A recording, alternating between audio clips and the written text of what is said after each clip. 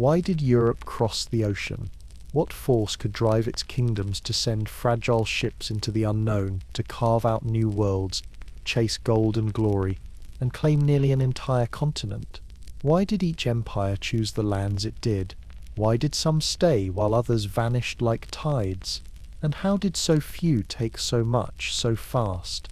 To understand the entire story of the colonization of the Americas, from the first Spanish ship landing in the Caribbean to the late 18th century, we have to go back to the very beginning. If you enjoy these long journeys through history, a like or a subscription means more than you think. It keeps these voyages alive and lets us keep exploring the forgotten corners of the past together. In the late 15th century, an ambitious sailor approached the King of Portugal with an impassioned offer to find new lands and riches to the west. His proposal was dismissed as too fanciful, too costly, too impossible, but the man did not stop. He crossed borders and seas until he found a kingdom ready to believe. Spain, newly victorious, newly rich, hungry for more than faith could offer. And there, before Ferdinand and Isabella, his voice turned the map itself into a promise. It is August 1492. The wind smells of salt and cedar. The sails of 3 small ships rise against the horizon, trembling like parchment under the breath of history. The world does not yet know it's about to change forever. You stand among the crew, salt drying on your lips, watching Europe shrink into haze. The sea stretches out like a thought that never ends. Some of the men whisper prayers, others curse quietly into the dark. Every sound is swallowed by water. The nights are long. You mark time not by days, but by stars. The moon feels closer out here. The air colder, sharper, food spoils, tempers flare, and still the horizon stays empty. A man claims he saw a flame in the distance, a candle floating above the sea, but it fades before he can prove it. The captain walks the deck in silence, his shadow tilting with every sway of the ship. You watch him, wondering if he's praying or planning. Then one morning, the ocean changes. It smells different, less salt, more earth. The waves grow softer, slower, birds appear, one by one, white wings cutting through dawn. The men begin to shout.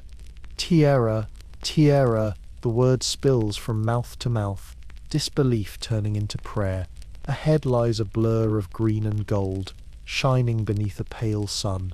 Land, after endless weeks of water and fear, there it is, solid, still, waiting.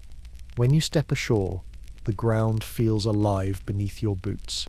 The air is thick with flowers, smoke, and something unknown, sweet and metallic all at once.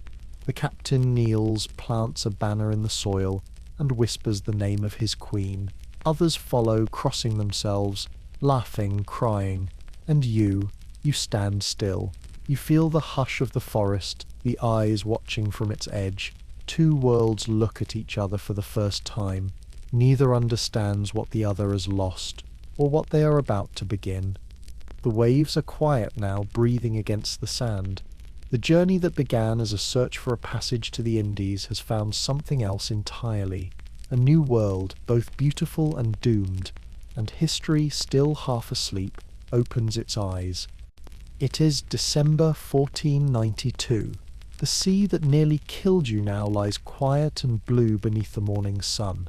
Columbus names this island Hispaniola, Little Spain, though the Taino people have called it Haiti for centuries, the land of mountains and fertile valleys. The word feels warm on your tongue, full of life. You try to repeat it, and a young islander laughs, not unkindly. You both stand ankle-deep in surf, 2 worlds watching each other with equal wonder. The ships lie anchored just beyond the reefs, their hulls dark with salt. You help unload the small gifts of empire: beads, iron nails, knives, mirrors, bolts of cloth, and in return receive fruit, parrots, and small flakes of shining yellow metal pulled from riverbeds. The captain holds one piece to the light, and his expression changes. Oro, he whispers. Gold. It gleams between his fingers like a prophecy. By January 1493, a small wooden fort rises near the northern shore. It is called La Navidad, built from the wreck of the Santa Maria, which ran aground on Christmas morning. The Taino help raise its walls, curious and friendly, offering food and labor. Columbus leaves 39 men behind as he sails back to Spain to announce his discovery. You watch the sails vanish into the horizon, unaware that history has just divided itself into before and after. When he returns the following year, with 17 ships and more than 1,000 men, La Navidad is gone, the fort burned, the men killed. The story, told in fragments by the Taino, is one of greed and violence. The Spaniards had fought among themselves, taken women, demanded gold, and paid the price. Columbus listens in silence, then orders another settlement to be built farther east, in a place called La Isabela. The year is 1494, and the age of colonization has begun. You watch the new colony grow from mud and fever. The soldiers build walls. The priests raise a church. The settlers carve the earth into furrows. The Taino come to trade, but their smiles fade as the Spaniards' demands grow harsher. The gold the admiral promised is scarce, and when it cannot be found, he orders the island's people to mine it anyway. You see men, women, and children forced to carry baskets of sand and stone to the rivers, searching for dust that isn't there. The Taino call the strangers Guamicana, men of greed. In 1495, a revolt spreads through the Cibao Valley. You hear the distant drums before you see the smoke. The Spanish soldiers march inland under the command of Bartholomew Columbus, the admiral's brother. They carry crossbows, steel swords, and a weapon the islanders have never seen. War dogs, massive mastiffs trained to tear men apart. You march with them, your stomach hollow with dread. When the fighting begins, it's not a battle but a massacre. The dogs leap, the guns thunder, and the air fills with screams. By nightfall, hundreds lie dead. The survivors are taken in chains. The admiral calls it victory. Back at La Isabela, the priests record everything. Their letters to Spain describe the land as a paradise rich in gold and souls to be saved. One, Father Ramon Panet, writes of his efforts to teach the Taino the Christian faith. He calls them gentle and easy to guide. Another letter, from the admiral himself, boasts that with 50 men he could subjugate the whole island. The words travel across the sea, gilded by ambition, stripped of blood. You begin to sense how quickly truth can drown. The settlers grow restless. Many fall sick from fever and spoiled rations. Some desert into the forests, seeking the freedom they can't find within their own walls. You see the admiral age within months, his beard greying, his hands trembling as he studies the maps he once drew with pride. The gold never matches his promise. The soil yields little, the men complain, and the Taino flee deeper into the mountains. By 1496, the first ships loaded with enslaved islanders depart for Spain. You watch as they're herded onto the decks, men and women bound with rope, their eyes dark with disbelief. The admiral insists it is lawful, that they will be taught the faith and returned as allies. But as the sails rise, you see the truth in their faces. They are not coming back. In the following years, the settlements multiply. Santo Domingo is founded in 1498 on the island's southern coast, destined to become the first permanent European city in the Americas. You walk its unfinished streets, stepping over mud and coral dust. The air smells of lime and sweat. Timber houses rise beside the sea, their walls streaked with salt. A small cathedral takes shape, its bell cast from melted copper coins. The colony feels alive and uneasy, its heartbeat quick and irregular. You sometimes dream of the day you first stepped ashore.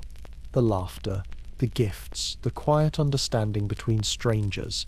That memory feels distant now, almost imaginary. The Taino faces you see are thinner, sadder. Many wear small copper medallions stamped with the cross, proof that they have paid their quota of gold. Those who fail have their hands cut off. You help bury one such man near the river. and the priest mutters a prayer too quietly to be heard. Word reaches the colony that back in Europe, a line has been drawn to divide the world. In June 1494, Pope Alexander VI, seeking to prevent war between Spain and Portugal, decreed the Treaty of Tordesillas, a meridian running north to south through the Atlantic. Everything west belongs to Spain, everything east to Portugal. You imagine the Pope's quill scratching across parchment, ink sealing the fate of millions yet unborn. A few strokes of a pen, and half the world becomes a promise, the other half a secret.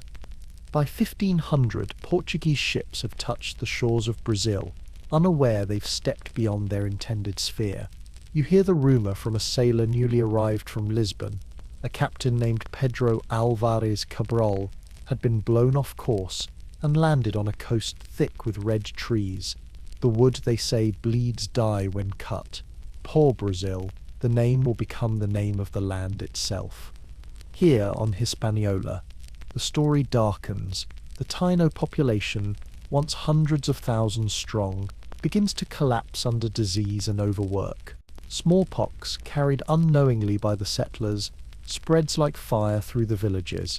You walk through fields that lie silent, huts abandoned, fires long cold.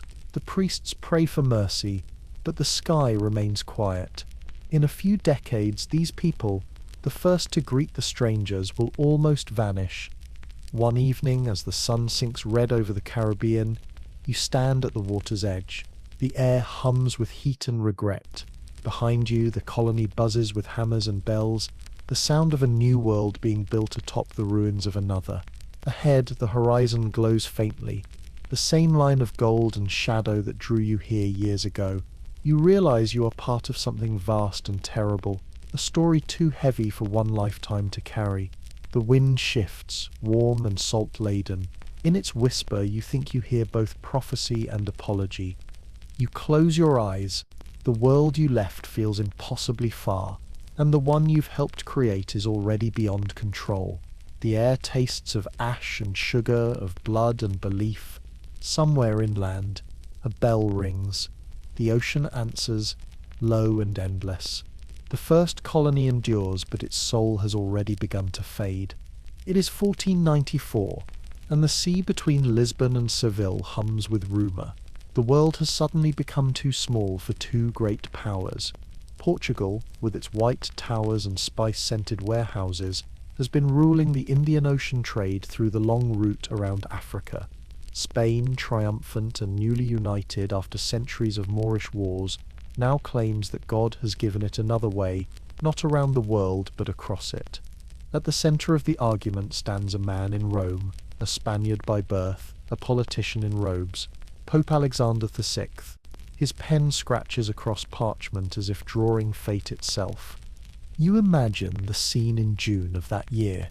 The Vatican chamber flickers with candlelight, the smell of ink and melted wax heavy in the air. Around the Pope stand envoys in jewelled hats, arguing over invisible distances. They talk of leagues, of meridians, of the shape of the earth itself. Outside, the city sleeps, unaware that tonight its priests are dividing the unknown. At last, the Pope dips his quill again and signs a decree, a line, a single breath of ink, running north to south through the Atlantic Ocean. Everything west of it shall belong to Spain, everything east to Portugal. The Treaty of Tordesillas, they call it. You can almost see the ink drying 370 leagues west of the Cape Verde Islands, a meridian no sailor could yet find on a map. The men kneel, cross themselves, and step back as if the ocean had just been consecrated. The line will never exist in the water. No rope will mark it, no buoy will float there, yet it will shape empires for centuries. That same summer, ships crowd the harbours of Seville and Lisbon. Orders are shouted, cargo loaded, cannon, barrels of water, livestock, rosaries. Spain prepares to plant its cross deep into the western seas, while Portugal looks east, toward India and the fabled lands of pepper and silk. You smell the mixture of tar and oranges, hear the gulls screaming above the masts. The wind carries both blessing and suspicion. Even among the sailors there is talk.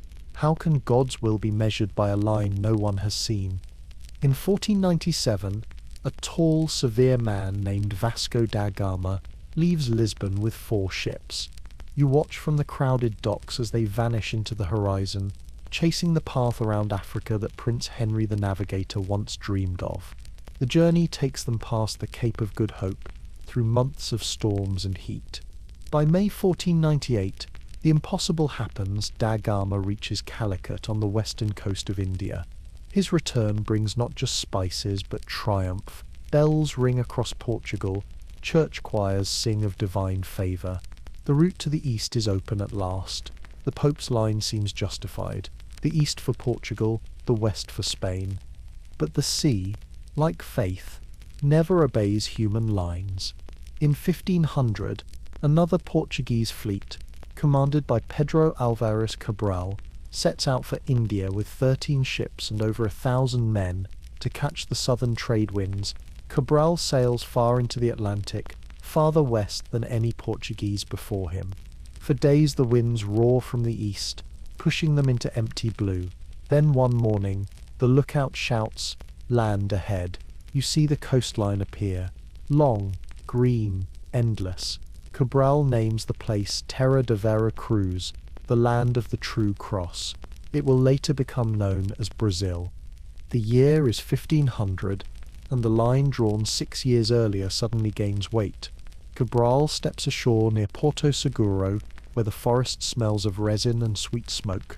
The people who meet him wear necklaces of bright seeds. They carry no weapons, only bows for hunting. The Portuguese priests raise a wooden cross on the beach and chant a mass as the locals watch, half curious, half amused. The flag of Portugal flutters beside it, red and green against the sky. The ship's scribe writes in his log that these are gentle folk who live without kings or riches, yet the trees yield a precious dye. The wood is called pau Brasil, and its heart bleeds crimson when cut. Within months, the Portuguese realize that this red dye is worth nearly as much as gold. They send men to harvest it, to barter with the locals for iron tools, mirrors, and cloth. Cargo holds fill with heavy logs. The beaches echo with the rhythm of axes. For now there is no talk of conquest, only trade. The Portuguese think of this as a station on the way to India, a place to resupply, to gather colour and stories before turning east again. Yet the red dust that clings to their hands will stain history. While Cabral's ships sail back to Lisbon, storms scatter the fleet. Some vessels sink near the Cape of Good Hope. Others vanish entirely. Cabral himself returns in 1501 to news that Spain, alarmed by Portugal's claim to this new land, has appealed to the Pope to move the line. But it stays where it is, cutting the continent almost perfectly so that Brazil remains Portuguese, while everything west, the Andes, Mexico, the Caribbean, falls under Spain's dominion. In Seville, the Spanish court is already dreaming of vast kingdoms. The Admiral Columbus, once celebrated, now faces complaints and rebellion from his own settlers on Hispaniola. Reports reach Spain that his rule is harsh, that the gold he promised is scarce, yet the monarchs care little. Other captains are preparing to follow his path. Ojeda, Vespucci, Balboa, you hear their names murmured in taverns and shipyards. The race for the New World has begun in earnest, fueled by faith and greed in equal measure. The priests preach that conversion is the highest duty. Each voyage now carries friars in brown robes, their chants mingling with the sea wind. They say the line of Tordesillas is not only a division of territory, but of souls. The west entrusted to Spain's care, the east to Portugal's. You picture angels and demons arguing over a map, their wings brushing across oceans. By 1502, Lisbon smells of pepper and dyewood. Seville smells of sugar and despair. Ships return from the Caribbean heavy with the bodies of enslaved natives to be displayed before curious crowds. In Portugal, the merchants count profits from Africa and India, their fingers stained with spices and ink. Each side believes God favours them, though both grow rich on the same suffering. You stand on a cliff overlooking the Atlantic. the wind tugging at your cloak. Somewhere out there, an invisible line divides the water, though you cannot see it. The sunset paints the sea in gold and crimson, the colours of both kingdoms. You wonder what the world looks like beneath the horizon. How many lives are already caught between those colours? Letters arrive from the new colonies. In Brazil, small wooden forts rise along the coast, defended by a few soldiers and traders. In Hispaniola, the first Spanish governor, Bartholomew Columbus, orders roads cut through the jungle and rivers dammed for gold washing. He reports that the natives are dying faster than replacements can be found. In Portugal, the king's advisors quietly note that their redwood trade is profitable but not eternal. New ventures must follow. Plans form to send settlers to plant sugarcane, to import labour from Africa. The blueprint of empire begins to harden. In the candlelight of royal councils, the same words are repeated: discovery, faith, profit. They echo through chambers lined with maps still wet with ink. The kings and queens speak of divine missions, of bringing civilization to heathens, but in their eyes you see calculation. How many leagues, how many ships, how many souls? It is the close of the 15th century. Across 2 continents, villages burn, churches rise, and ships multiply. The line that began as a signature has become the backbone of 2 empires. You breathe in the night air, thick with the scent of ink and salt. Somewhere far to the west, forests are falling. Somewhere to the east, the bells of Gaul ring over another conquered shore. The world is no longer divided by ocean, but by ownership. You close your eyes and listen to the tide. It sounds the same on both sides of the line, a slow, endless rhythm that belongs to no king, no crown, no faith. For a moment you imagine the sea erasing the ink, washing the parchment clean. Then the waves retreat, and the sound fades into silence. It is 1502, and the coast that the Portuguese first named Terra de Vera Cruz is already being renamed. The captains and scribes prefer a simpler word, Brazil. They take it from the poor Brazil, the redwood that bleeds colour into water like spilled wine. The name spreads quickly through Lisbon's docks and counting houses, as if the dye itself has seeped into language.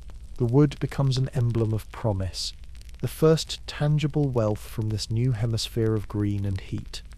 You find yourself again aboard one of the small caravels tracing the long curve of South America. The voyage follows the steady rhythm of the trade winds, southward from the bulge of Bahia to where the coast turns west and the forests darken. The sailors work in silence, chopping the hard trunks and rolling them into the surf to be loaded onto ships. The sound of the axes carries far over the water, a syncopated heartbeat against the endless drone of insects. When evening comes, fires flicker along the shore where men boil sap and resin, the air thick with the scent of smoke and salt. The first decade of the century passes in this rhythm. Cut, load, sail, trade. The Portuguese crown sees little need for settlement. It is content with profit. Timber leaves the coast in great stacks, bound for dye houses in Porto and Antwerp, where noblemen's robes will be stained the colour of blood and sun. The work is done through barter. Mirrors, beads, knives and axes are exchanged for the heavy logs. Sometimes it is fair trade, sometimes not. The Tupiniquim and Tupinambá tribes know the forest, know the paths where the trees fall cleanly, and their knowledge becomes another export, invisible but precious. In 1511, a merchant expedition reaches Lisbon with news that rivals are prowling the same coast. French ships have begun to appear, sleek, fast, unconcerned with papal lines or treaties. They trade openly with the coastal tribes and fire muskets when challenged. The word spreads quickly through the court. The Red Coast is no longer secure. In 1520, the Portuguese crown decides to act. The king, Dom Manuel I, orders an official survey of the new land and appoints a trusted navigator, Cristóvão Jacques, to patrol the shoreline. You can almost see him bronzed from the equatorial sun, a cross sewn onto his sleeve, eyes narrowed against glare, as he steers along the endless beaches, watching for foreign sails. The reports that follow are mixed. The coast is long, perhaps longer than anyone imagined, and the profits are modest. There is little gold, few spices, no cities like those of India or China. Portugal is a small kingdom stretched across oceans. Its fleets are already burdened with the African and Asian routes, with forts to defend and harbours to feed. For a while Brazil becomes a forgotten margin, a place to gather dye and leave. But the world changes faster than kings expect. In 1529, a new treaty with Spain, the Treaty of Saragossa, reaffirms Portugal's claim to the eastern half of the unknown continent. Within a few years, sugar begins to whisper its name. Planters on the island of Madeira have grown rich cultivating cane in volcanic soil. They look westward now, toward the vast coast with its rivers and rains. Letters to Lisbon speak of opportunity, of land that could be made to sweat sweetness. By 1530, Dom João III, who has succeeded to the throne, finally orders colonization. The plan is simple and ambitious. The coastline will be divided into capitanias hereditarias, hereditary captaincies, each strip of land running inland as far as one can travel before the jungle swallows the path, is granted to a nobleman, soldier, or merchant. They will build settlements, raise crops, convert the natives, and pay a portion of their profits to the crown. In return, they are given almost royal authority. You can see the parchment maps spread across the royal table, neat lines cutting through an unmapped continent. In 1532, the first captain, Martim Afonso de Souza, lands at a natural harbour he names São Vicente, near today's São Paulo. The date is February 1st, hot and bright, the air thick with the hum of cicadas. He brings cattle, seeds, and a few hundred settlers. They build houses from timber and palm, plant maize and cane, and mark the beginning of what the chroniclers will later call O Brasil Portuguese. The local Tupiniquim watch curiously at first, then warily as fences rise and fields expand. The first harvests are poor, but the second and third bring success. Sugarcane grows tall and strong in the red soil, its stalks gleaming in the light. Mills, called engine hoes, appear along the coast, their wooden gears grinding slowly day and night. The sound becomes the music of the colony, a steady, endless groan of labour. To feed this industry, labour is needed, more than the dwindling native population can provide. Disease, hunger, and overwork have already begun to thin their numbers. The planters turn to Africa. By 1540, the first ships carrying enslaved Africans arrive in Bahia. They come from Angola and the Gulf of Guinea, packed into holds where the air is thick with salt, sweat, and sickness. You stand on the docks as the captives disembark, blinking against the sun. Chains rattle, priests murmur prayers, merchants tally prices. The planters call them pieces, each piece worth a field of cane, a barrel of sugar, a year of profit. The engenhos grow louder. The same winds that once carried explorers now carry cargoes of pain. Sugar leaves for Lisbon in white crystals, sweet and innocent, while the ships return dark with human lives.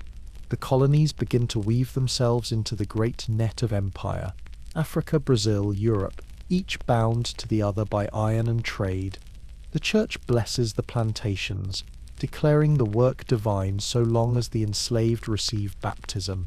You can hear the echo of sermons in the humid air. Through labour they will find salvation. In 1549, João III sends a governor-general to bring order to the growing chaos. His name is Tomé de Souza, and his arrival marks a turning point. With him come soldiers, artisans, and Jesuit priests. They build a new capital, Salvador da Bahia, its streets climbing the hill above the harbour. The first cathedral rises beside the sea, its bell casting a solemn note over the sugar fields. José's administration divides the colony into municipalities, sets taxes, and forms a council to oversee defence. The settlement feels permanent. Now the age of improvisation is over. The Jesuits, led by Father Manuel de Nobrega, begin founding missions along the coast and deep inland. They learn the Tupi language, translate prayers and build schools. Some believe they are protecting the natives from the cruelty of the colonists, others that they are forging obedient souls for Christ and Portugal alike. The line between mercy and control blurs quickly in the humid air. You can hear children chanting Latin hymns beside rivers that still whisper their old names. As the century turns, the scent of sugar fills the Atlantic. The wealth of Brazil begins to eclipse that of Africa. The cane harvests feed Europe's appetite for sweetness and profit. Ships leave Salvador loaded with crystals and return with wine, cloth, and more slaves. By 1570, over 20,000 Africans labor in the fields and mills of Bahia and Pernambuco. The forests shrink. The drums of the enslaved echo at night beyond the plantations. A chronicler writes, "The land is good, the people strong, the faith firm, but you, standing on a hill overlooking the smoking mills, hear only the sigh of the forest dying."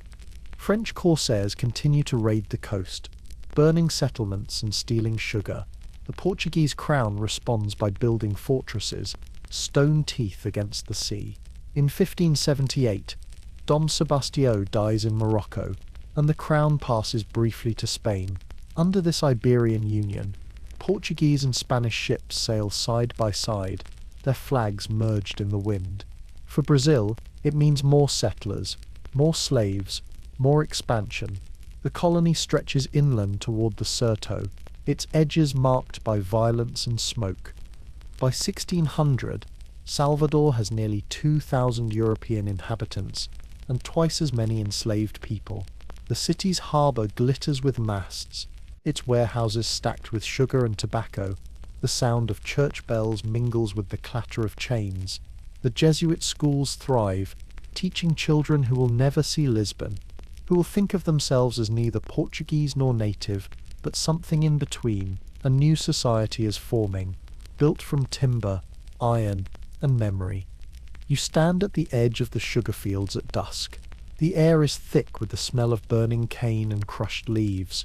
Fireflies drift above the furrows. The world hums like a living machine. Beautiful, endless, cruel. Somewhere behind you the mill wheel turns, creaking like an old prayer. The wind carries the ash toward the sea, and for a moment you see the ocean again, the same vast water that once divided the world, now the highway that binds it. If you enjoy these journeys, a like and a subscription mean more than you think. They directly keep this channel alive. It is February 1519, and the sea off the coast of Cuba smells of salt and gunpowder. 11 Spanish ships ride at anchor, their sails half lowered, creaking in the wind. On the beach, a man in black armor studies the horizon through narrowed eyes. His name is Hernán Cortés, not a noble, but ambitious enough to command them all. Behind him stand 500 soldiers, a handful of cannon, 16 horses, and the unshakable certainty that somewhere to the west lies an empire of gold. You stand among them, sweat trickling down your spine, your boots heavy with sand. The air vibrates with fear and promise.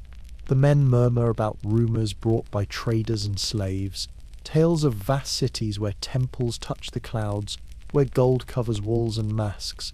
The captain listens, his mouth tightening. The Mexica, someone whispers. The Aztecs. The name sounds like thunder. On February 18th, 1519, the ships leave Cuba. By March, they drop anchor near the coast of Yucatan. The shoreline rises green and flat, a thin ribbon of mangroves and jungle. The expedition lands near the town of Potonchan, ruled by the Chontol Maya. Negotiations turn quickly to battle. Muskets crack, smoke curls through the humid air, and within hours the town falls. The Spaniards lose 2 men, the Maya lose hundreds. After the battle, the victors receive gifts: food, gold, and 20 women. Among them is one who will change everything, a young woman named Malintzin, whom the Spaniards will call La Malinche. She speaks both Nahuatl, the language of the Mexica, and Mayan. She becomes the bridge between 2 worlds, translating words that no one else can carry. Through her, the Spaniards learn of the great empire that rules the plateau beyond the mountains. Through her, the Mexica will hear promises they should never have trusted. In April 1519, Cortés sails north and lands at a place he names Vera Cruz, the True Cross. There he burns his ships to ensure no one can turn back. The men watch the flames rise, black smoke curling against the sky. The message is clear, there is no return. The army begins its march inland, following paths through swamps and forests, across rivers that glitter like mirrors. You walk beside the horses, listening to the armor clink with every step. The heat presses down, heavy as judgment. After weeks of marching, the expedition encounters the people of Tlaxcala, fierce enemies of the Aztecs. At first they fight, long, brutal days of arrows and smoke, but when the Spaniards' cannon and steel prove unstoppable, the Tlaxcalans surrender and ally themselves with Cortés. They will march beside him to the capital of their rivals, bearing grudges as sharp as blades. In November 1519, you reach the Valley of Mexico. It unfolds beneath you like a vision. A lake of silver, floating gardens, stone causeways stretching toward the horizon. At its center rises Tenochtitlan, the island city of the Mexica, shining beneath the sun. White temples and palaces reflect in the water. Canoes glide between them like black leaves. Even the Spaniards fall silent. Cortés murmurs. It is like the cities of Venice and Seville. You sense both awe and hunger in his voice. You cross the causeway on November 8th. Crowds line the path, silent and curious. At the gates of the city, Emperor Moctezuma II waits. He wears a cloak woven with feathers, turquoise gleaming at his throat. His guards stand motionless, faces painted the color of night. When Cortés approaches, Moctezuma steps forward, offers flowers and a necklace of gold, and speaks words of welcome. Through Malintzин's voice he greets you as guests, or as omens. No one knows which. For days the Spaniards live inside the palace of Axayacatl, treated as honored visitors. You walk through courtyards filled with fountains and gardens, through halls where incense burns and murals tell stories of gods who demand blood to keep the sun alive. At night you hear drums echo across the lake, slow, rhythmic, like a heartbeat. The men whisper that the city is built on sacrifice, that its temples run red at dawn. They whisper also of gold hidden beneath the palace floors. Tension grows. The priests frown at the strangers' crosses. The soldiers grip their muskets tighter. In May 1520, Cortés leaves the city briefly to confront a rival Spanish expedition that has landed on the coast to arrest him. He wins the battle, takes their ships and returns to Tenochtitlan with more men. But while he is gone, the unthinkable happens. During a festival in honor of the god Huitzilopochtli, Spanish soldiers under Pedro de Alvarado block the temple entrances and attack the crowd. The music dies, replaced by screams. Hundreds are cut down. When Cortés returns, the city has turned against him. Stones and arrows rain from the rooftops. The narrow streets become traps.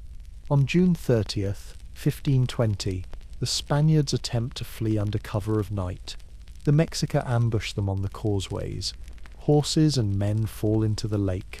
Gold spills from chests into the water, dragging its owners down. History will call it La Noche Triste, the night of sorrows. You survive by swimming through darkness and blood. Rain pours down, washing the city's lights into smears. The survivors regroup in the hills of Tlaxcala, wounded, feverish, broken, but Cortés does not yield. For a year he gathers allies, weapons, and supplies. He builds new ships in the forest, brigantines that can sail the lake itself. By May 1521, he returns with an army of tens of thousands, Spaniards, Tlaxcalans, and other native enemies of the Mexica. The siege begins. You see the brigantines glide across the lake, their sails bright under the sun. Cannon fire echoes between mountains. The causeways run red again. Disease strikes the defenders first. Smallpox, carried by one infected slave. Within weeks it spreads through the city, claiming thousands. Even Emperor Moctezuma dies. struck by a stone from his own people, or perhaps by Spanish hands. The truth vanishes in smoke. By August 13th, 1521, the city falls. Cuauhtémoc, the young successor of Moctezuma, is captured as he tries to flee across the lake. The Spaniards drag him before Cortés, demanding to know where the gold is hidden. When he refuses, they torture him with fire. His words through Malinsin are calm. "Am I on a bed of roses? You will remember that voice for the rest of your life." When the smoke clears, Tenochtitlan is gone. The temples are torn down, the canals filled, the corpses burned or buried in lime. On the ruins, Cortés declares a new city, Mexico. He names it for the empire he has destroyed. A cross is raised where the pyramid once stood. Priests chant prayers in Latin. The drums of the gods fall silent. By 1522, ships are already sailing back to Spain with cargoes of gold and silver. The Emperor Charles V proclaims Cortés governor of New Spain. Artists in Europe paint visions of paradise conquered, of heathens redeemed. They do not show the piles of bones, the streets still slick with rain. They do not draw Malinsin, standing silent beside the conqueror, her eyes fixed on something far away. You walk through the new city months later. The air smells of lime and smoke. Spanish houses rise from Aztec stone. The markets bustle with merchants, some native, some from across the sea. Yet beneath every sound you hear another rhythm, a slow, mournful pulse, as if the ground remembers what it once was. The survivors rebuild under the gaze of foreign saints. Children are baptized with names they cannot pronounce. The lake that once mirrored the sky begins to dry, its waters drained for roads and plazas. At night, when the wind moves through the empty temples on the outskirts, you think you can still hear the old drums beating under the earth. The empire of sun and blood has fallen, but its heart still stirs in dreams, waiting for dawn. It is the year 1528. News travels slowly across oceans, carried by rumor and salt. In Spain, tales of Cortés and the fallen city of Mexico are still being told in hushed voices, each retelling brighter and more impossible than the last. But further south, another empire gleams in the imagination of men, a realm said to stretch across mountains of silver and valleys of gold. They call it Peru, though the word has no meaning to those who live there. You can almost taste the greed in the air of Seville's taverns as sailors speak of kings dressed in gold dust, of temples lined with emeralds. Among those listening is a grizzled soldier from Extremadura, hardened by failure and sun. His name is Francisco Pizarro. You meet him years later, standing on a beach in Panama, staring toward the horizon. He has already made 2 attempts to reach that golden kingdom to the south. Both ended in hunger and storms, yet he still dreams. He gathers his partners, Diego de Almagro, a rival more than a friend, and Hernando de Luca, a priest whose blessings come with investment. Together they petition the crown. In 1529, Charles V signs a charter granting them permission to conquer the lands called New Castile, so long as they bring back riches for God and Spain. By 1531, Pizarro sails again, this time with 3 ships and less than 200 men. You are one of them. The journey south hugs the Pacific coast, through a grey sea whipped by wind and cold rain. Small villages flicker by, their fires visible against the cliffs. In each port, the Spaniards trade trinkets for food and information. The people speak of a vast empire ruled from the high mountains by a god-king, the Sapa Inca. His name, they say, is Atahualpa. He commands armies of tens of thousands, controls roads that stretch for thousands of miles, and worships the sun itself. When you reach the coast of what is now Ecuador, the signs of that empire are everywhere. Roads paved with stone, storehouses full of grain, irrigation channels that glitter in the light. Pizarro is awed but cautious. He orders the men to march inland toward the Andes. The ascent takes days. The air grows thin, sharp. The world seems to tilt beneath your feet. You pass llamas carrying bundles of cloth, farmers tending terraces carved into impossible slopes. Everything here feels deliberate, ancient, unshakable. But empires, even the strongest, can break from within. Unknown to Pizarro, the Inca realm is already bleeding. For years a civil war has divided the two royal brothers, Huascar and Atahualpa, heirs of the late Emperor Huayna Capac. Smallpox, carried south from Mexico long before the Spaniards arrived, has already killed thousands, perhaps even the emperor himself.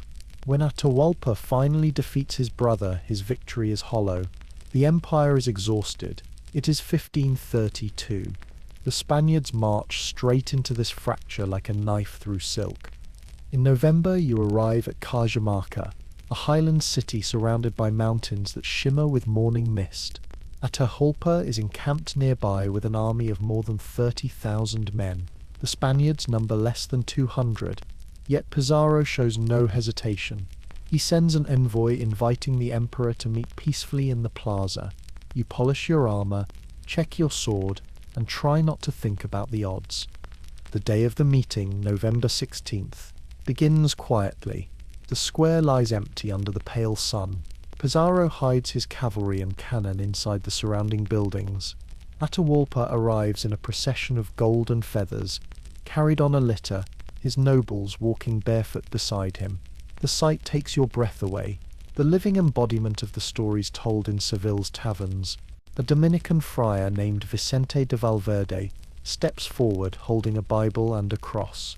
He offers the emperor the word of God, demanding that he accept Christ and the King of Spain as his masters. Atahualpa listens, frowns, then takes the book, opens it and presses it to his ear. When it says nothing, he throws it to the ground. Pizarro's hand rises. The cannon fire explodes like thunder. Horses charge into the crowd. Swords flashing, the square becomes a storm of screams and smoke. The Inca warriors, unarmed for ceremony, fall by the hundreds. You move through chaos, barely able to see through the dust.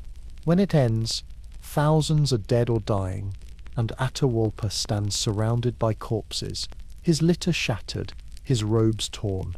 Pizarro himself seizes him by the arm, declaring him prisoner in the name of the king. That night, the air is thick with the smell of blood and incense. Pizarro sits beside the captive emperor, speaking softly, promising freedom in exchange for gold. Atahualpa listens, then makes a gesture. He will fill the room in which he stands with gold up to the height of his outstretched hand, and twice over with silver, if the Spaniards will let him live. You can still see the flicker of torchlight in his eyes as he marks the height on the wall. The deal is made. For months, caravans of treasure arrive from across the empire. Idols melted down, temples stripped bare. The chamber glows with yellow light, a river of metal flowing toward greed. By August 1533, the ransom is complete, but the Spaniards have grown restless. Fearful that the Inca army might strike, they accuse Atahualpa of plotting rebellion and order his execution. You are there when he stands before the stake, the air thin and cold. The friar offers baptism, promising that if he accepts the faith he will be strangled instead of burned. The emperor nods. He takes the Christian name Francisco, after the man who conquered him, and dies that night under a sky filled with stars. In his place, the Spaniards install a puppet ruler, Manco Inca, to keep the people calm. The march to Cuzco begins. When you reach the city, it is more magnificent than words, streets paved with polished stone, walls fitted so perfectly that even a knife blade cannot slide between them. The temples glitter with gold leaf. The mummies of dead kings sit on thrones dressed in jewels. Pizarro claims the city for Spain, renames it, and declares it the new heart of the empire, but he does not stay. He wants the coast, the sea, the trade. He orders the founding of a new capital by the river Remac, near the ocean. They call it La Ciudad de los Reyes, the city of kings, but the people will simply call it Lima. By 1535, Lima grows into a lattice of streets and churches. Merchants arrive from Panama, priests from Seville, lawyers and notaries with their ledgers. The conquest of Peru becomes not just a campaign but an economy. The silver of the Andes begins to move, first in small amounts, then in floods. Mines are opened in the high mountains, Huancavelica, Cerro Rico de Potosí. You visit them years later, and the sight is staggering. Whole hillsides are torn open like wounds. Thousands of native workers labor under the meter, a system of forced tribute that demands every village send men to the mines. They work in darkness for weeks at a time, breathing mercury and dust, their lungs turning grey. The silver pours out like a river, destined for Spain, for Antwerp, for China. By the 1540s, Potosí is the richest city on earth, perched 12,000 feet above sea level. Its streets are lined with churches, taverns and brothels. Bells ring day and night, and the mountain above it glows faintly in moonlight. The mountain that the Quechua calls Sumaj Orco, the beautiful hill, now stripped of its soul. The Spaniards name it Cerro Rico, the rich mountain.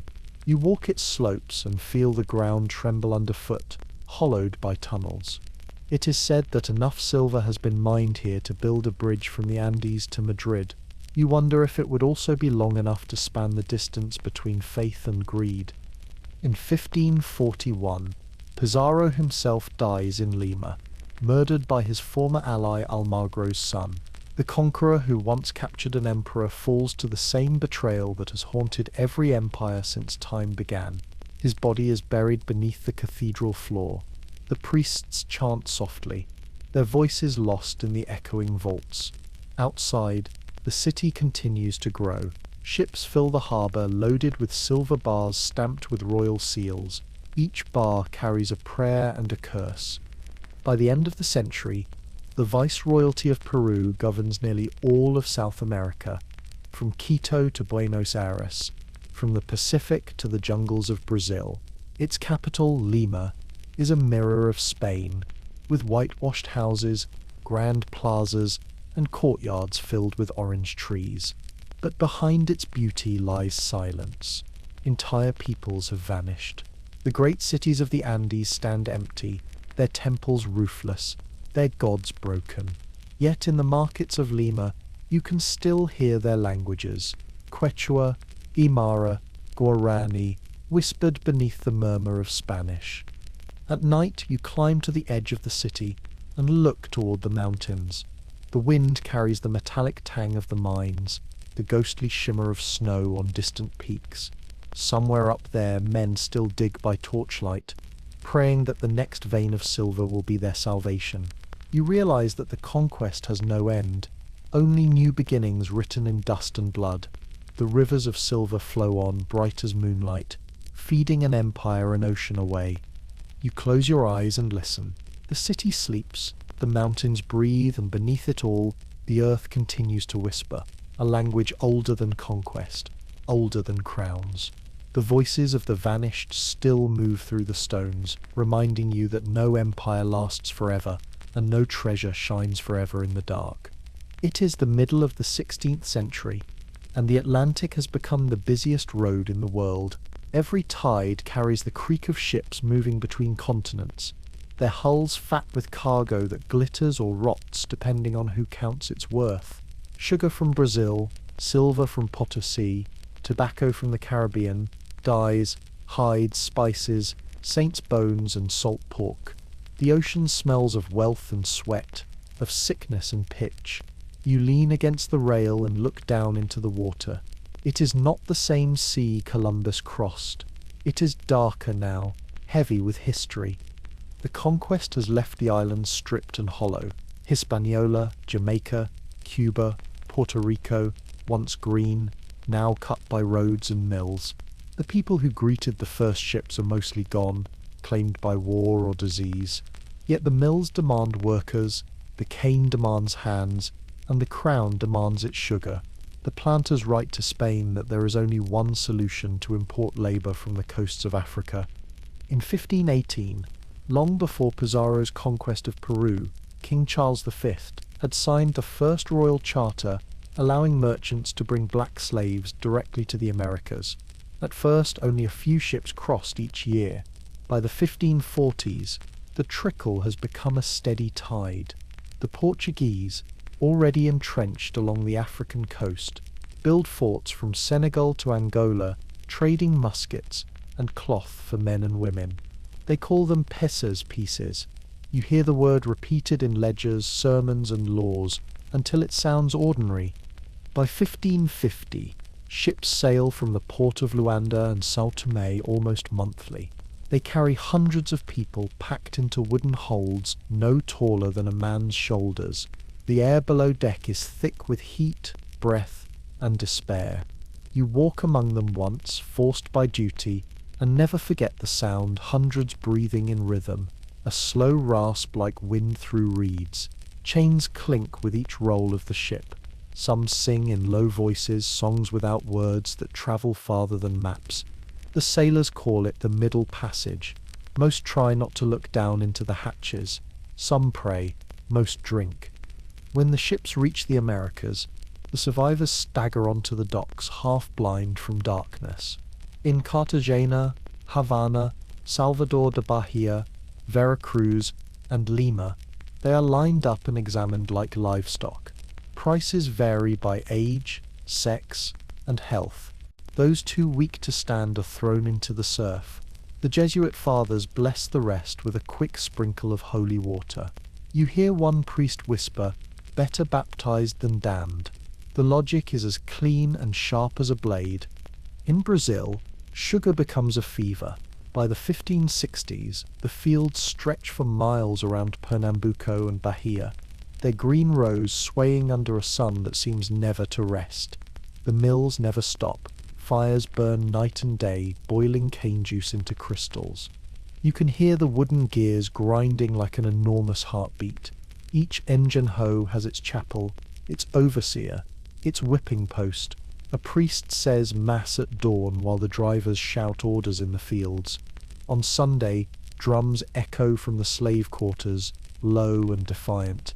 The overseers call it devil's music. You call it memory.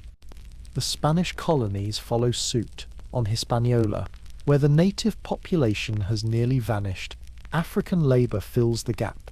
In Cuba, Jamaica, and the smaller islands, new plantations rise from the ashes of abandoned mines. Even in Mexico and Peru, African slaves work as servants, miners, mule drivers. They build cathedrals and bridges, fortresses and harbours. The empire expands on their shoulders. In 1552, a Dominican friar named Bartolomé de las Casas publishes a book in Seville, a short account of the destruction of the Indies. He writes that the native peoples of America have souls, that their suffering cries to heaven. He describes massacres and burnings, men cut down by the thousands. The book spreads across Europe like wildfire, shaming Spain in the eyes of its rivals. But even Las Casas, in his early years, suggested replacing native labour with Africans. He later repents, but the suggestion has already taken root. The cross and the chain are bound together now. The theology of empire evolves to fit its needs. Theologians in Salamanca debate whether a man can own another if both are baptized. They conclude that it is permissible so long as it brings the heathen to faith and serves the common good. In the pulpits of Seville and Lisbon, preachers thunder that slavery existed in the Bible, that St. Paul himself sent runaway Onesimus back to his master. You listen to them and wonder what mercy sounds like when it wears armour. The numbers swell. By 1570, an estimated 50,000 enslaved Africans have crossed the Atlantic. By 1600, that number has multiplied fivefold. Each voyage leaves a trail of bones scattered across the ocean floor. The sea has become a graveyard, invisible but vast. In the harbours of Bahia, Havana, and Cartagena, merchants build stone warehouses for sugar and souls alike. You walk through one of them at dusk. The floor is slick with molasses, the air full of flies. Outside, a ship's bell rings. The tide is turning. A line of chained men moves past you toward the docks. One of them meets your gaze, calm, unblinking. He says nothing, but in his eyes you see continents colliding. Africa, Europe, America, bound by iron. For the first time you understand that colonization is not discovery but exchange of breath, of blood, of silence. The empire grows fat on this exchange. Silver from Peru finances wars in Europe. Sugar sweetens the cups of nobles in Madrid. Tobacco fills the lungs of courtiers in Paris and London. Gold crowns churches built by those who will never see their own homelands again. The Atlantic becomes a mirror of Europe's desire, reflecting greed disguised as grace. And yet, within the same ports that smell of tar and rum, new voices begin to stir. Some Jesuits speak against the cruelty they witness. Father Antonio Vieira in Brazil preaches that slavery is a sin against creation, though his sermons are censored. Others, like the African-born Jesuit Alonso de Sandoval in Cartagena, baptize thousands, insisting that every soul deserves dignity even in bondage. Their compassion is real but limited. They cannot imagine a world without chains.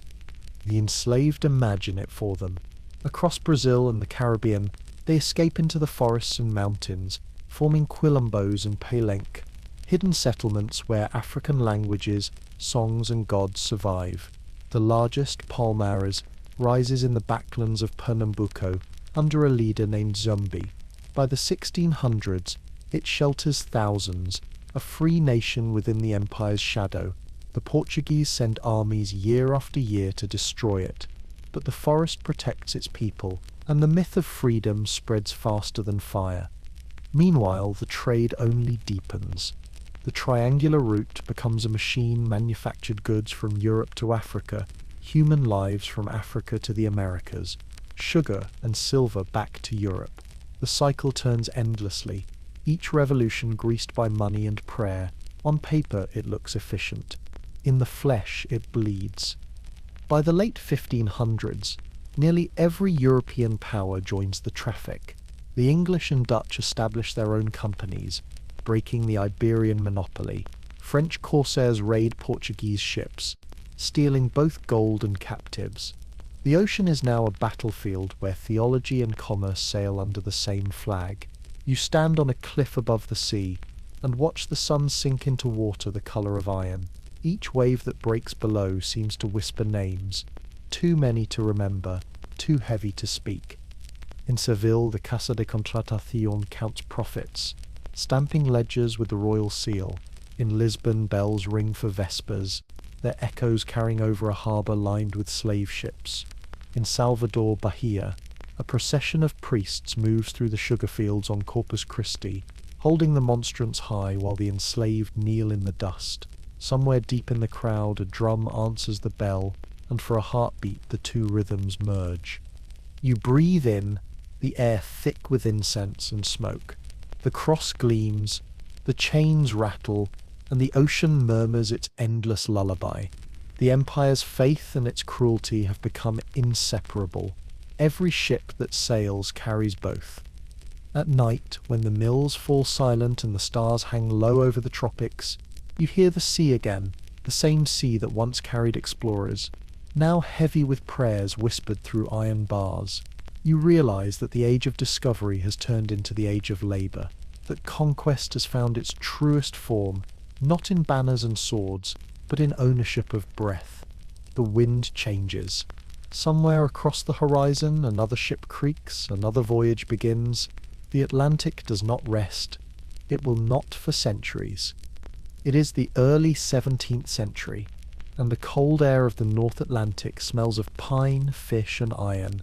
The ocean that once belonged only to Spain and Portugal is now crowded with new flags. English lions, French lilies, Dutch tricolours, each one snapping in the wind like a challenge. The age of conquest has turned into an age of competition. The southern empires, swollen with silver and sugar, have grown slow. The north hungers for its share. You stand on the deck of a French ship bound west. The year is 1603. The vessel creaks beneath you, sails heavy with frost. Somewhere beyond the fog lies a coast no one quite understands. To the French, it is Nouvelle France. To its native nations, the Micmac, the Montagnais, the Algonquin, it is home. The sailors whisper of whales larger than fortresses. of forests without end, of rivers filled with fur-bearing animals whose skins gleam like gold. It is profit they chase, not paradise. In the spring of 1608, Samuel de Champlain steps ashore at the narrowing of a great river and begins to build a settlement of wood and hope. He calls it Québec. The houses rise from the mud, each one a defiance of winter. The men plant peas, mend sails, and wait for ships that may never return. You can almost hear the hammering echo between the cliffs. The river below moves like a mirror of pewter, slow and cold. Champlain is more diplomat than soldier. He learns the Algonquin language, trades copper kettles for beaver pelts, and records everything with obsessive care. Without the savages, he writes, we cannot live in these lands. The alliances he forms will shape the future as surely as the muskets he carries. In the summers, French traders paddle west with their native partners, following waterways that thread deep into the interior. Canoes loaded with fur return in autumn, their paddles flashing silver against the water. The beaver becomes a coin, its soft undercoat feeding an empire of hats and fashion across Europe. The winters are another kind of war. Ice locks the river, food runs low, and disease creeps through the camp. You wake one night to the sound of the wind howling against the shutters, the snow hissing like sand. Men cough blood into rags. In the morning the dead are buried beneath frozen earth, marked only by wooden crosses that lean in the wind. Yet when spring comes, the survivors plant again, build again, believe again. South of these frozen colonies, another flag has found its foothold. The English arrive first, not with kings' armies, but with companies, groups of investors dreaming of profit. In 1606, King James I grants a charter to the Virginia Company, naming the new land after the Virgin Queen, Elizabeth. A year later, 3 ships, the Susan Constant, Godspeed, and Discovery, drop anchor at the mouth of the Chesapeake Bay. You are there as they drag their small boats up a muddy river and begin to raise a fort of sharpened logs. The date is May 14, 1607. They call it Jamestown. The land is lush, the air thick with insects and the smell of wet earth.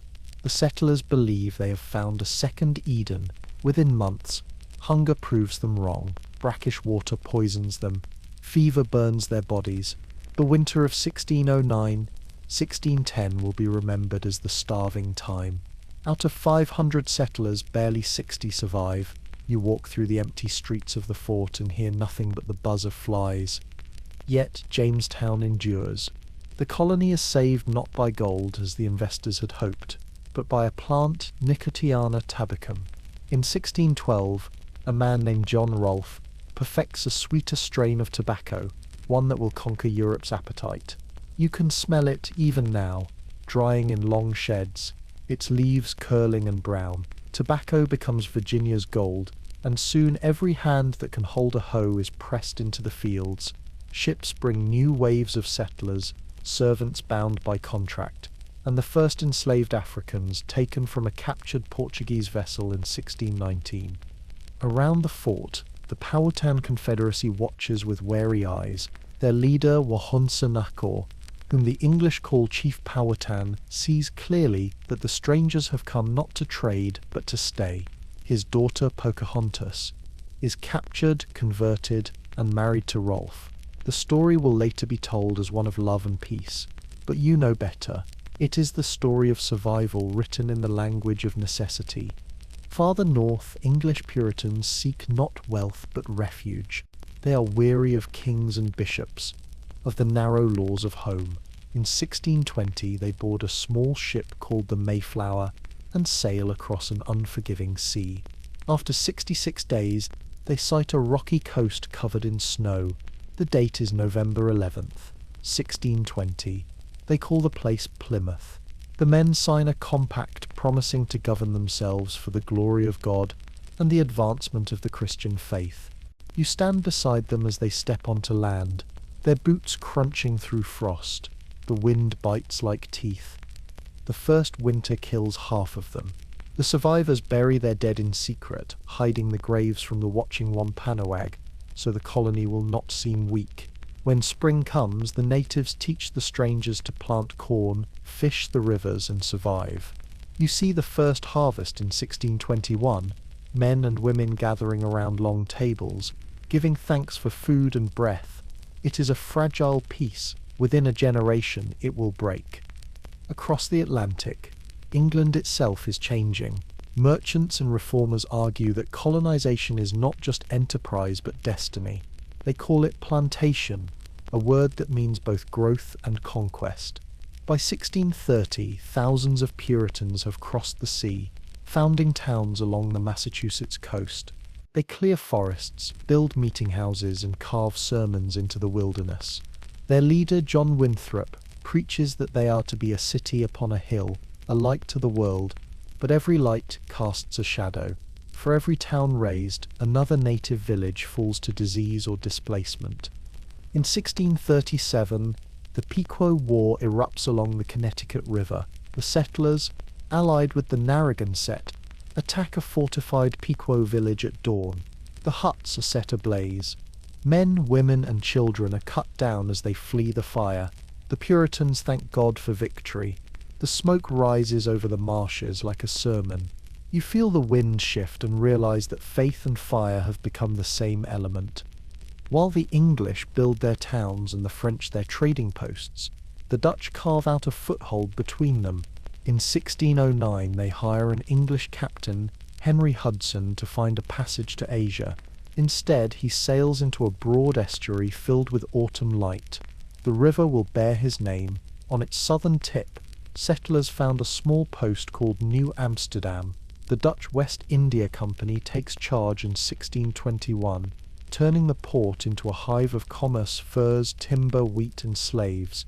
Ships sail from Amsterdam to Africa to the Caribbean, their profits measured in ledgers and lives. By 1630, the coasts of North America are dotted with fragile settlements, French, English, Dutch, Swedish, all clinging to the edge of a vast continent. The interior remains a mystery, a patchwork of forests, rivers, and nations who have lived there since time's beginning. The Europeans call it wilderness. To those who belong to it, it is memory made visible. The winters are long, the summers short, but ambition is endless. You can smell it in the tar of shipyards, hear it in the crack of muskets and axes. Each generation dreams of permanence. Forts become towns, towns become cities, churches rise beside taverns, and the same wind that once filled the sails of explorers now rattles shutters in New England.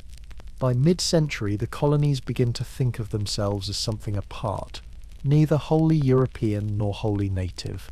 They speak new dialects, eat from new fields, dream in new shapes. In their markets, you can buy furs from Canada, sugar from Barbados, and silver from Mexico. The Atlantic has become a single restless organism. Every current connects to another. You stand on a bluff overlooking the Massachusetts Bay. Below, small houses glow with candlelight, their chimneys breathing smoke into the evening. Behind you stretches a continent that no map can yet contain. The wind from the west is cold and full of promise. You understand now why they came to start again, to own the horizon. Yet in the stillness you also feel the cost. The forests fallen, the languages silenced, the graves unmarked beneath the snow. The northern wind hums across the sea, carrying prayers and ambition in equal measure. The future it brings is uncertain, but you can sense its weight in the air, as if history itself is holding its breath. The century has turned again. It is 1610, and Jamestown still clings to the edge of the James River like a fevered dream refusing to die. The fields outside the palisade steam under morning rain. What began as a desperate outpost has become the first beating heart of English America. Smoke curls from its wooden chimneys, mixing with the smell of earth and tobacco. You walk through the narrow streets of mud and timber. Every sound feels amplified. The thud of hammers, the squeal of pigs, the faint rush of the river. These are not noblemen anymore, but survivors. Farmers, servants, orphans, thieves, bound together by hunger and hope. They speak of new ships coming from London, of more hands for the fields, of wives promised by the company to make this place a true colony. Each dream is wrapped in the same fragile optimism that built the walls around them. Tobacco, the plant once dismissed as useless, has become salvation. John Rolfe's experiments a few years earlier have turned this coarse leaf into a miracle export. By 1620, the English crave it more than spice or silk. In London, gentlemen puff the smoke through silver pipes and imagine themselves inhaling the essence of the New World. Here in Virginia, the fields spread wider each year, carving into forests once thick with oak and pine. The crop drains the soil but fills the coffers. Each harvest carries the same smell, sweet, sharp, faintly metallic, the scent of dependency. With tobacco comes labor. The Virginia Company promotes indentured servitude, poor men and women shipped from England, bound by contract to work for 7 years in exchange for passage and freedom. You watch them arrive, pale and bewildered, their clothes still smelling of the ship. They sign papers they cannot read, their future traded for survival. Some endure and earn their freedom. Others die before their first winter ends. The fields of Virginia are a ledger written in sweat. The native nations, the Powhatan Confederacy, have watched the settlers multiply like shadows. At first there was trade copper for corn, beads for food, but the English hunger for land grows faster than any crop. In 1622, Powhatan's successor, Opechancanough, strikes on the morning of March 22nd. His warriors move silently through the settlements. By dusk, more than 300 colonists lie dead, nearly a third of the English population in Virginia. The survivors retreat behind the palisades, their fear hardening into hatred. Retaliation follows swiftly. Villages burn, and the river fills with ash. The English call it the Massacre of 1622. You understand it as a warning written in fire. The Virginia Company collapses soon after. In 1624, the colony passes to royal control. King James I, then Charles I, appoint governors to rule from across the sea. Each decree must carry the seal of England, yet the distance grows with every tide. The colonists, used to governing themselves through assemblies and councils, begin to sense that they are something other than subjects, something not yet named.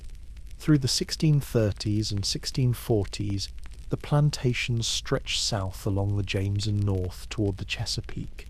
New counties form, each defined by the crop. Tobacco is wealth. Tobacco is currency. Debts are paid in pounds of it. Sermons end with prayers for good weather, and children grow up knowing the rhythm of the harvest as surely as the turning of the seasons. But the soil exhausts quickly, forcing planters ever westward into native lands. The frontier becomes a restless border, where peace lasts only until the next planting season. By mid-century, a new labor force begins to appear. Africans, first brought in small numbers, now purchased in growing quantities from the Caribbean. The transformation is gradual, almost invisible at first. A few Africans gain freedom after their term of service, owning land and cattle alongside English neighbours. But as the supply of indentured servants dwindles and the demand for labour rises, laws begin to shift. In 1640, a court declares that an African man named John Punch must serve his master for life. The precedent hardens into policy. Over the next decades, the word slave becomes common in Virginia law. The colony that once dreamed of freedom becomes an engine of bondage. The English Civil War back home reaches across the ocean. Governors swear loyalty to the crown or to Parliament, but most settlers care only about their fields.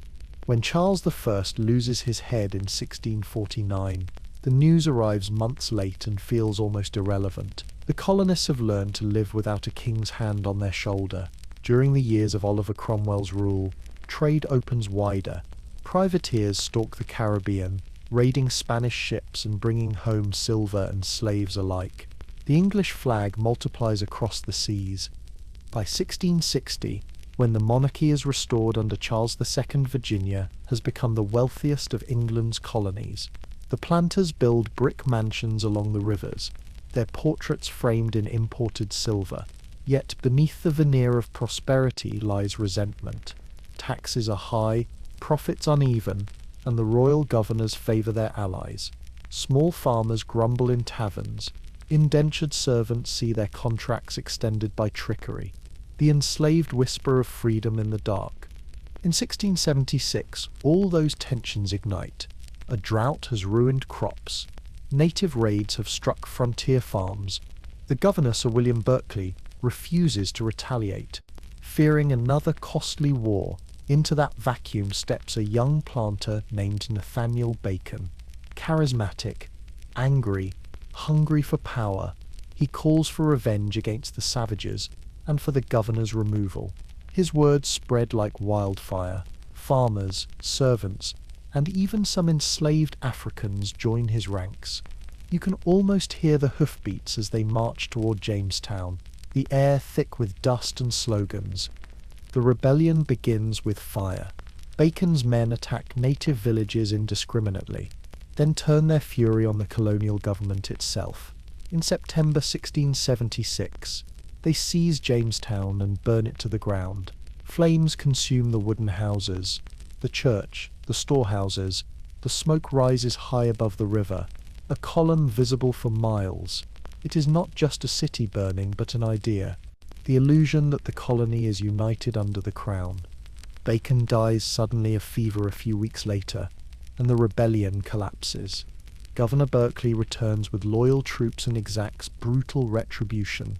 Dozens are hanged, others are whipped or exiled. Yet even as the ashes cool, something irreversible has happened. The planters realize how fragile their authority is when poor whites and enslaved blacks fight side by side. In the years that follow, Virginia's lawmakers redraw the boundaries of belonging. They pass new codes tying slavery explicitly to race, dividing the laboring classes against each other. Freedom becomes a privilege reserved for the color of skin. You walk through the ruins of Jamestown after the rebellion. The ground is blackened, the air heavy with the smell of smoke and rain. The settlers rebuild, as they always do, but the memory of fire lingers. New brick houses rise where the old wooden ones stood, symbols of permanence in a world that refuses to stay still. The colony resumes its rhythm, tobacco, trade, taxes, but the whispers of defiance remain. By the early 18th century, the Chesapeake is no longer a frontier. It is a society with its own hierarchies, its own rituals. Governors dine on imported wine. Planters send their sons to London for education. The enslaved labour from dawn to dusk, their songs weaving through the fields like wind through reeds. Churches preach obedience, but the soil remembers rebellion. You stand on the riverbank as evening falls. The water glows with the last light of day, reflecting the new brick chimneys and the masts of ships waiting to sail for England.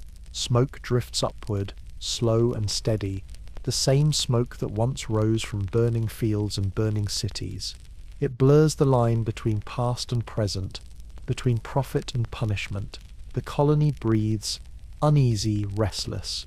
In its quiet heart, something is forming, a conviction not yet spoken but growing stronger with every generation that those who build a world with their own hands will one day claim it as their own.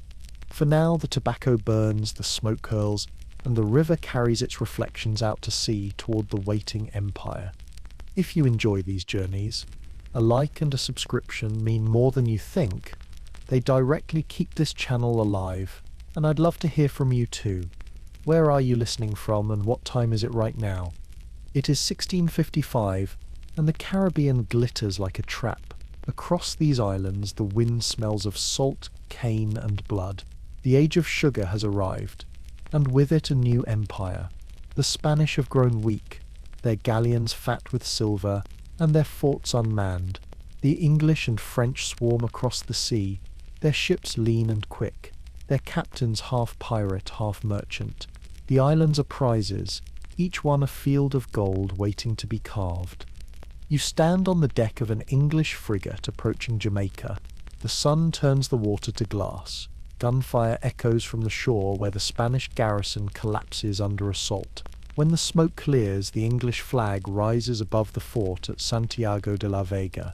The date is May 1655, and England has taken Spain's richest remaining island. Within a year, the colonists rename the city Spanish Town and begin planting sugarcane in its valleys. Sugar is a hungry crop. It devours soil, forests, and lives. To feed it, the English import thousands of Africans through the port of Port Royal, a harbour that soon earns its name, the wickedest city on earth. You can smell its rot even from the sea, rum, sweat, and sin, mingling under the tropical sun. Pirates and planters drink side by side. Gold spills from dice onto tavern tables. Beyond the laughter, the hills are stripped bare for cane. The work begins before dawn. Men and women march into the fields under the crack of the whip. The air is thick with ash and pollen. Each stalk of cane cuts like a blade. The overseers carry books listing quotas, punishments, and names. The mill wheels groan, crushing stalks into juice that runs into boiling vats. The syrup turns golden, then black, spitting steam that scalds bare skin. At night the smell lingers, sweet and burnt, clinging to everything. You learn to recognize it instantly, the scent of profit. By 1660, sugar from Barbados and Jamaica floods the markets of London and Bristol. The island planters become lords, their mansions built on coral stone and cruelty. They dine on porcelain imported from China, their servants barefoot in the dust. Every spoonful of sugar stirred into tea, every cake baked for an English table, carries the taste of sweat. The merchants know this, but do not care. In the counting houses of London, ledgers are balanced in pounds and sols alike. The trade grows mechanical. Ships leave Bristol and Liverpool loaded with rum, muskets, and iron chains. They sail to Africa, where these goods are traded for captives. Men and women taken in wars or raids, sold at the forts of Elmina, Whydah, and Luanda. The Middle Passage claims 1 in 5 before the voyages end. Their bodies feed the sea. Their names are lost to the wind. Those who survive are branded, marched to the plantations, and renamed.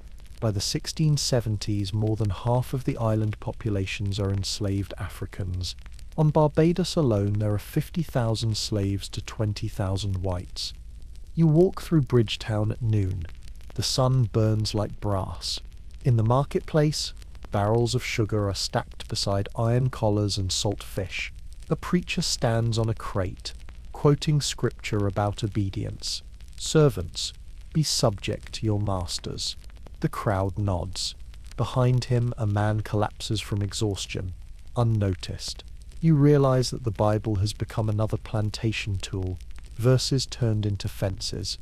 On the French islands of Martinique and Guadeloupe, the pattern is the same.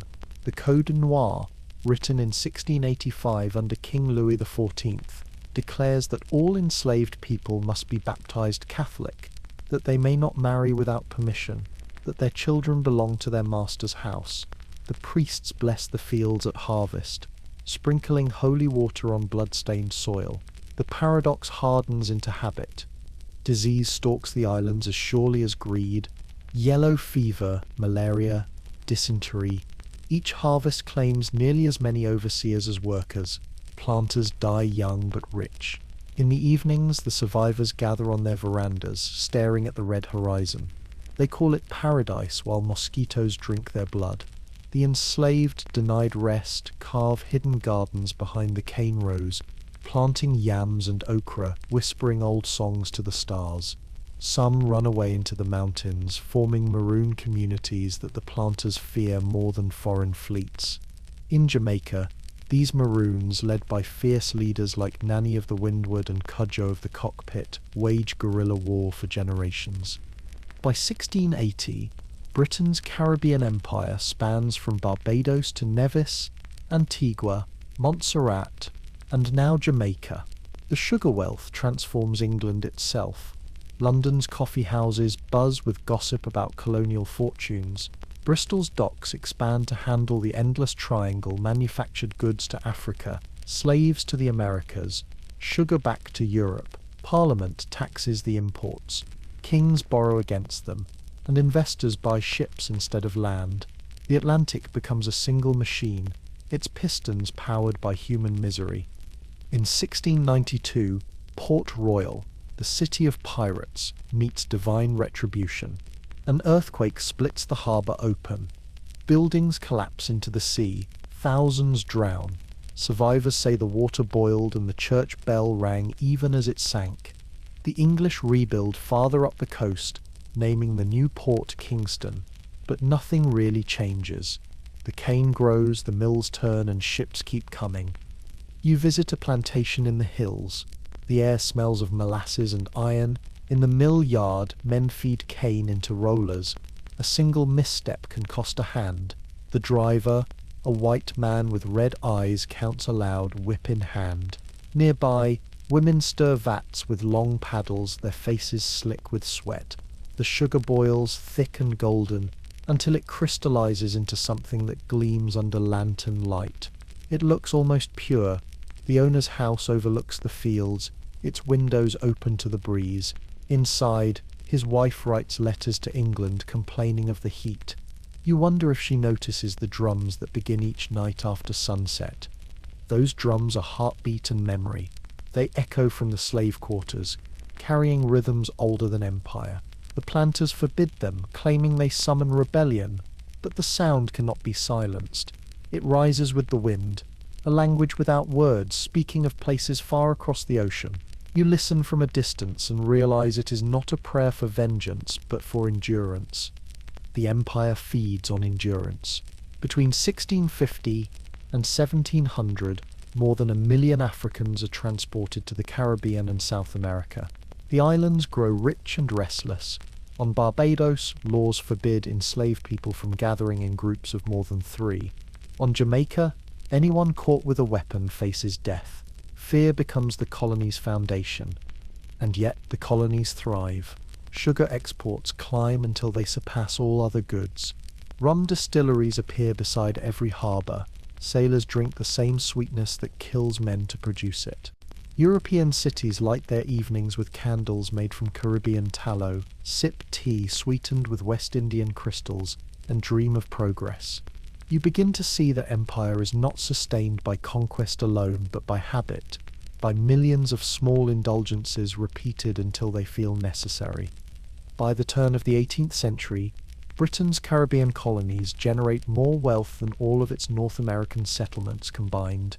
The planters return to England as aristocrats, their estates built on the lives of those they never name. But in the tropics, hurricanes tear through the fields and the maroons still fight from the hills. The air itself seems to tremble with prophecy. You stand on a bluff above the cane fields as dusk falls. Smoke from the boiling houses drifts upward, glowing orange in the twilight. Beyond it, the sea shines pale and endless. You imagine the ships crossing it even now, outbound with rum and iron, homeward with sugar and sorrow. The wind carries both scents, sweetness and decay.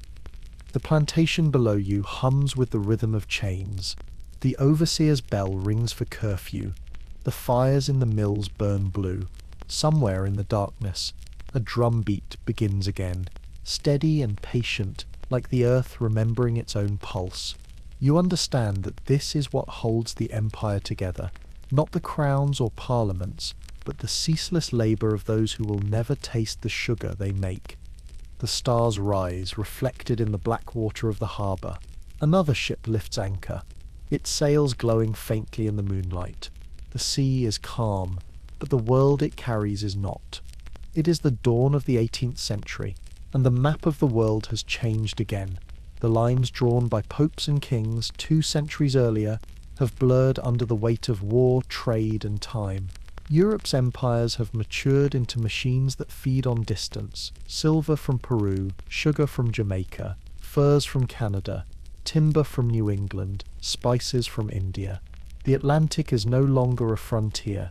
It is a network pulsing with wind and profit. Yet beneath its smooth surface, tension hums like a storm about to break.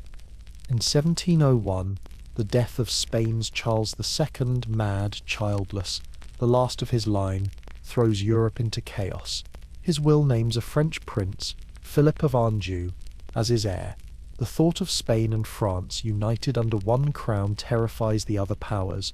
England, the Dutch Republic, and Austria form a grand alliance to stop it. The War of the Spanish Succession begins, and like all European conflicts now, it spreads across oceans. In the Americas, it is called Queen Anne's War. You watch the warships gather in the Caribbean, their sails white against the blue. Privateers hunt Spanish galleons, plundering the treasure fleets that still limp home from Veracruz and Cartagena. French corsairs raid English sugar islands. The English retaliate by blockading Martinique. The same harbours that once loaded sugar and slaves now load cannonballs. The colonies, far from Europe's capitals, become pawns in a game of kings who have never seen them. By 1713, when peace finally comes with the Treaty of Utrecht, the balance of power has shifted forever. France keeps its throne but loses much of its empire. Britain emerges ascendant, seizing Gibraltar in Europe, Newfoundland and Acadia in North America, and most profitably the Asiento, the contract to supply slaves to the Spanish colonies.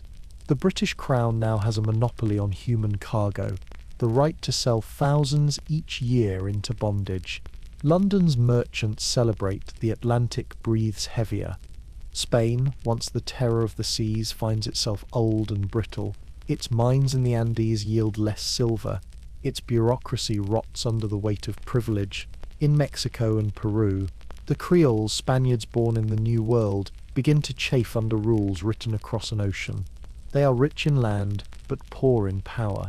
They pray in the same churches, speak the same language, yet are treated as lesser subjects.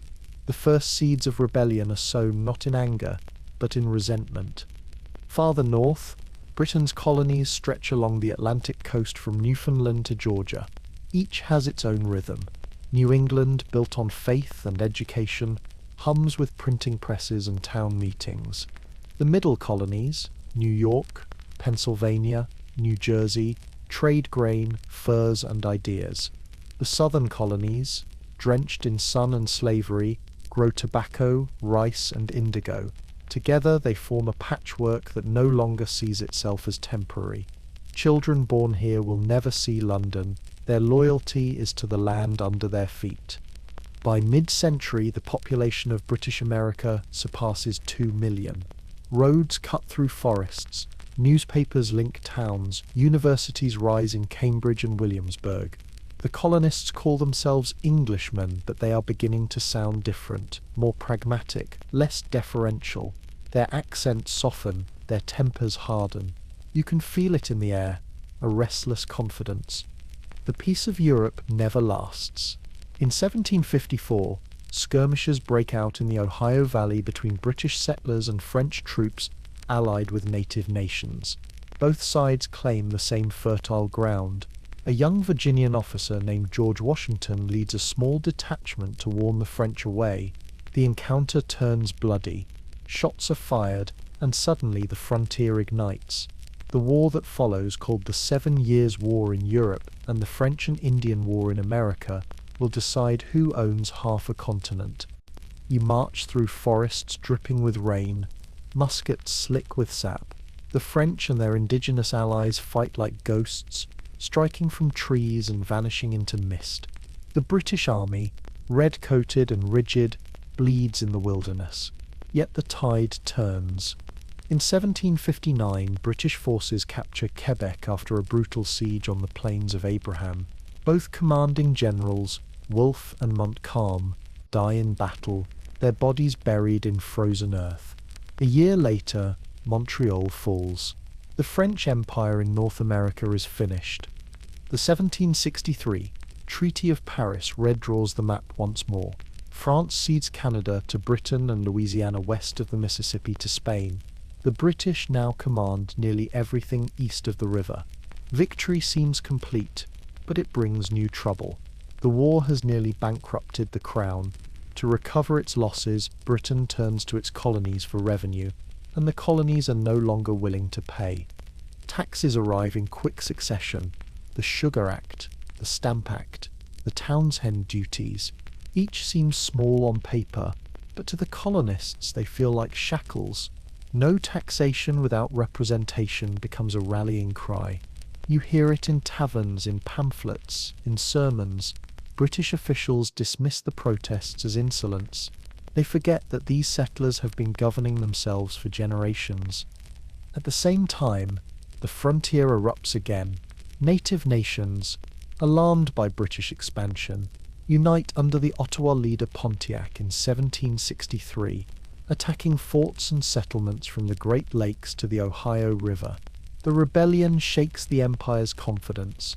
The British respond by drawing a line along the Appalachians, forbidding settlement beyond it. To the colonists, it feels like betrayal. They have fought and died for this land. Now they are told it is not theirs to take. In the Caribbean, the sugar islands continue to churn. Jamaica, Barbados, and St. Kitts reach peak production, their plantations worked by nearly 500,000 enslaved Africans. The wealth they generate feeds the empire's wars, yet the people who produce it remain invisible. Rebellions flare constantly. Small uprisings crushed before they reach the hills. On Haiti, still called Saint Domingue, the French grow richer than anyone else, but the tension is palpable. You can feel the storm gathering in the humidity. Across the Atlantic, ideas spread faster than ships. Philosophers in Paris and London write of liberty, equality, and natural rights. Their words cross the ocean, tucked into newspapers and sermons.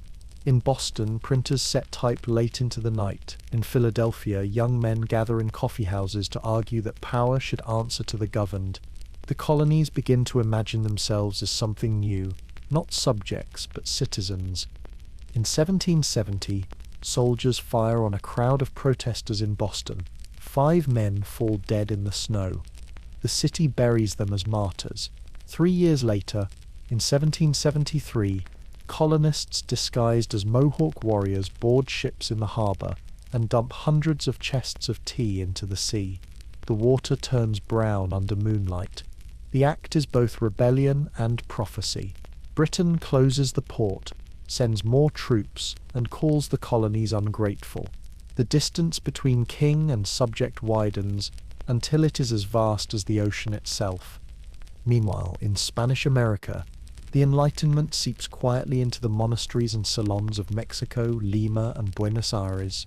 Jesuit scholars debate the nature of rule. Creole elites whisper of autonomy. The Bourbon kings in Madrid try to tighten control, sending new viceroys and new taxes, but the old empire creaks like an overburdened ship. The Inca and the Aztec are gone, yet their descendants feel the weight of centuries pressing down. By 1775, the world has grown small and loud. Armies move not just for kings, but for ideas. The air smells of ink and gunpowder. In April, fighting breaks out at Lexington and Concord. The news spreads across the colonies in a single breath. Farmers leave their ploughs, blacksmiths drop their hammers, and militias gather on village greens. The American Revolution has begun. You stand on a hill overlooking the harbour at Boston, watching smoke rise where the British warships anchor. The bells of the city ring in defiance. Somewhere among the crowd, men draft words that will sever a continent from an empire.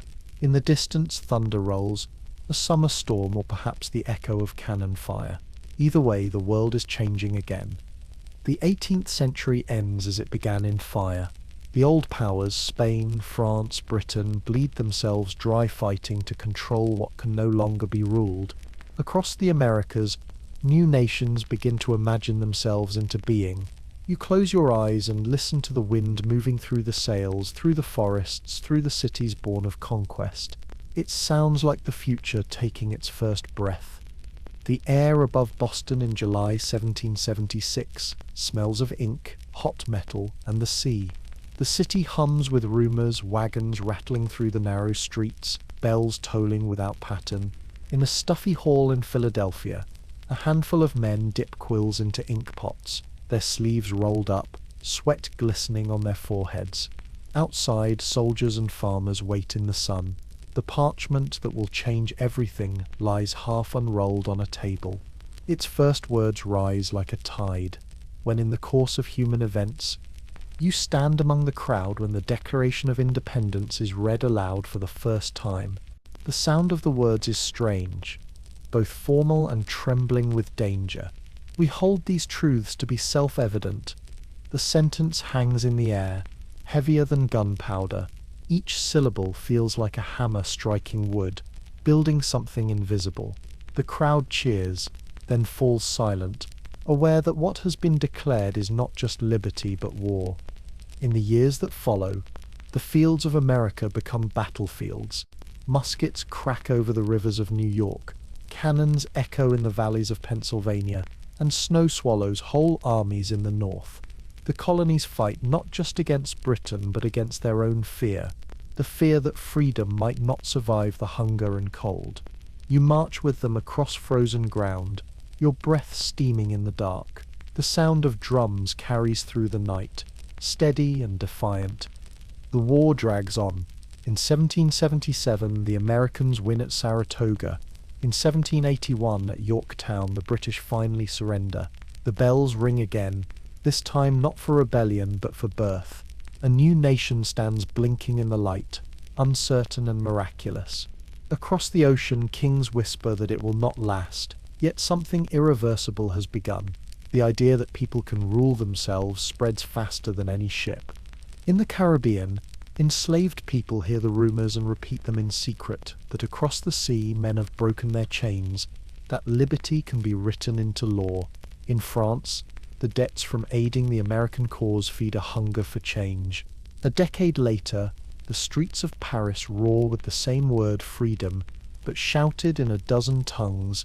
The guillotine and the gospel of equality rise together. The tremor travels outward, touching every shore the empires claim. Spain's colonies listen closely. In Mexico City, in Lima, in Bogotá, the Creole elites read translations of the American and French declarations, tracing the words with their fingers. The priests in their pulpits preach order, but the younger men dream of revolution. For now, it is still only a whisper beneath the bells. You return to the south, to the lands once called New Spain and Peru. The cities gleam with Baroque splendor, cathedrals plated in silver, plazas filled with soldiers and beggars. Yet the old empire is faltering. The Bourbon kings try to reform, to modernize, to tighten their grip, but the world has moved beyond them. The mines of Potosí no longer flow with the same abundance. The galleons rot in their docks, and the local governors grow bold. The empire that once claimed half the world now feels its edges fray. In 1791, the whisper of freedom becomes a storm. On the island of Saint Domingo, France's richest colony, where sugar and slavery have ruled for a century, tens of thousands rise in revolt. They are led by men who once labored in chains. Toussaint Louverture, Jean-Jacques Dessalines, Henri Christophe. The plantations burn, the masters flee, and the sound of drums fills the mountains. The revolution lasts for more than a decade, resisted by every army Europe can send. When it ends in 1804, the Black Republic of Haiti stands alone, defiant and free. The shock is global. In Havana, planters tremble. In London, merchants curse. In Brazil, the Portuguese crown sends spies to watch for rebellion. In the United States, still young and uncertain, politicians argue whether liberty can coexist with bondage.